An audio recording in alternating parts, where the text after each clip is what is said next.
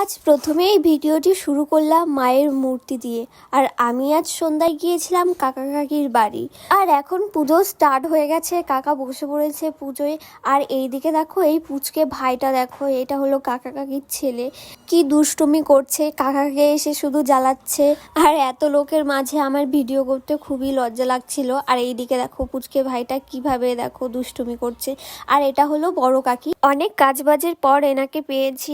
আর আমার তো অনেকটাই লেট হয়ে গিয়েছিল আসতে। কাকা তো বাড়িতে গিয়ে বলেই এসেছিল ঠাকুর আনার সময় থেকে থাকতে, কিন্তু আমিও যেতে পারিনি, আমার দিদিও যেতে পারিনি। আর এই যে এইদিকে ছোট বোনটাকে দেখতে পাচ্ছ, এই বোনটা আমাকে বারবার করে বলছিল দিদি তুমি আমাকে ভিডিওতে নাও। আর ও আমার সব ভিডিও দেখে, এই কারণেই আরো বলছিল দিদি আমাকে ভিডিওতে নাও। আর এইদিকে দেখো আমার দাদা উপোস করে পুরো ক্লান্ত হয়ে গেছে।